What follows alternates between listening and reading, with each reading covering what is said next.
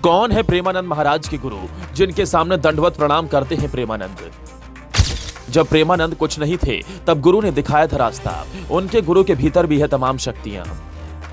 अपने गुरु से बड़े हैं प्रेमानंद महाराज, लेकिन फिर भी आज तक नहीं हुआ गुरूर। जिनकी दीवानगी लोगों के भीतर है वो भी किसी के दीवाने हैं। हम बात कर रहे हैं मथुरा वृंदावन के प्रेमानंद महाराज की, जो रास्तों से चलते हैं तो लोग फूल बिछा देते हैं। लेकिन क्या आप जानते हैं कि इनके गुरु कौन हैं? हर किसी संत के या हर किसी बाबाओं के गुरु होते हैं।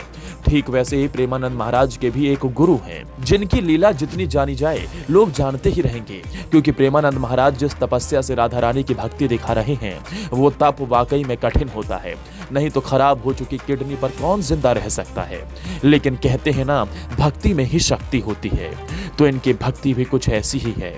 आज हम आपको प्रेमानंद महाराज के गुरु से मिलवाने वाले हैं और ये भी बताने वाले हैं कि प्रेमानंद महाराज और उनके गुरु की मुलाकात कैसे हुई थी। वो कौन सा मोड़ था कि प्रेमानंद महाराज एक ऐसे संत की ओर निकल पड़े जिनके दरबार में बड़ी से बड़ी हस्तियां आकर मत्था टेकती हैं।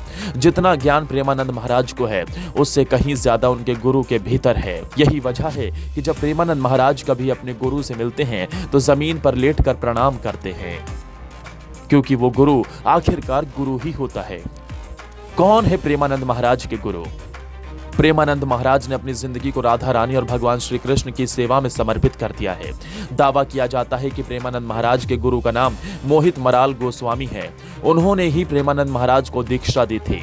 इस बारे में कहा जाता है कि एक दिन वृंदावन में राधा वल्लभ मंदिर के सेवायत मोहित मराल गोस्वामी की प्रेमानंद महाराज पर नजर पड़ी।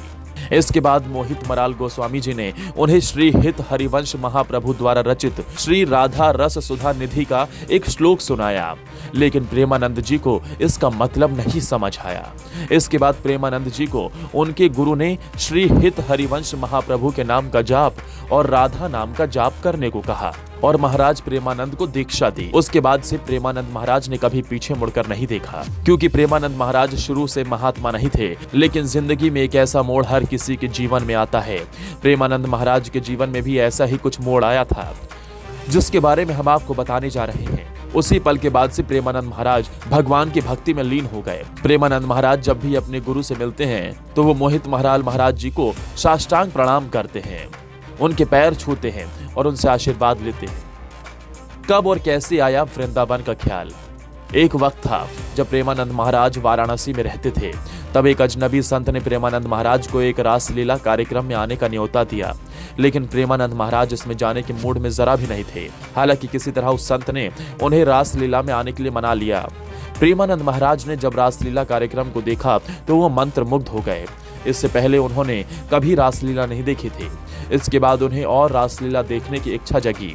तब उस संत ने वृंदावन के बारे में बताया कि रासलीला कार्यक्रम देखने हैं तो उन्हें वृंदावन जाना होगा। इसके बाद ही प्रेमानंद महाराज जी ने वृंदावन जाने का मन बना लिया और वो वृंदावन आ गए।